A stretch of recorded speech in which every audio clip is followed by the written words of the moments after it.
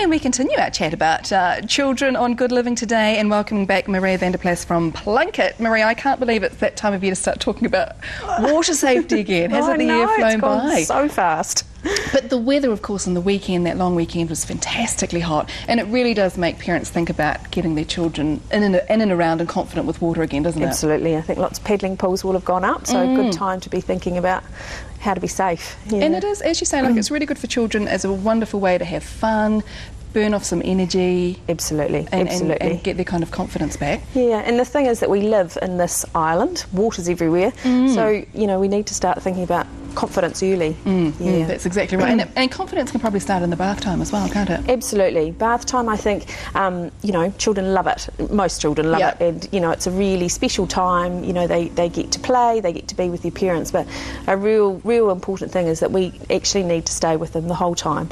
Really just about with a hand on them all the time. So when you're getting ready for your bath, you need to make sure you've got everything around you, you know, ignore the telephone, have everything to hand so that you don't have to leave children at all unattended, because it's so easy for a slip to happen and then, yeah. You're exactly right, and yeah, we don't ever want to think about the consequences of that. But it's also, I mean, it's 4 centimetres in a bath of water that a child can drown. Yeah, and that really seems like such a minimal amount. And I think we forget about all the things around the house that can have that much water. You know, even the dog bowl, the nappy bucket, all of those things that, you know, we might not think about, but an adventurous little child having a look around, those things are everywhere. So you're really thinking about what is in the environment. Okay, and keeping all of those things out of reach when you possibly can. More safety issues around the house even include outside in the garden and things like that, don't they? Ponds, you know, I guess children that have been playing with the buckets, you know, you've had a bit of a splash around, you might just think, oh, you know, forget about that bucket and leave it there, and then somebody, you know, crawls out towards it. So, yeah, really looking, you've got to have a really good think around, just like with any other safety things, about what is there that little ones can get into. And speaking of pools, and this kind of incorporates paddling pools right through to the bigger pools. Obviously, bigger pools need to be fenced off, don't they? But that's right. We should be putting covers on paddling pools or emptying them? I think emptying them is the best, you know, the safest way to go. You know, covers...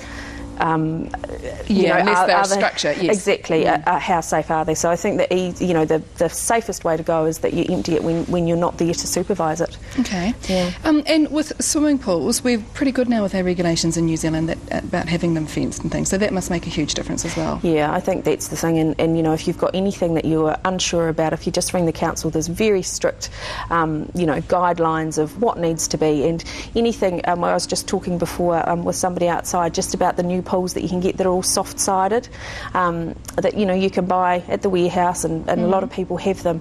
You know, they're still a deep pool, and so fencing's still required. Okay. Yeah. And safety at the beach, I mean, everyone loves to take their family to the beach because you can have such good fun there. Absolutely. Which of course leads into sun safety, but water safety as well. Absolutely, yeah, and so it's that same thing, you just have to, you know, supervise the whole time. With little ones, you have to have them with you, holding them, but, you know, even with older children, they need to be, you know, just an arm's throw away, so that you can...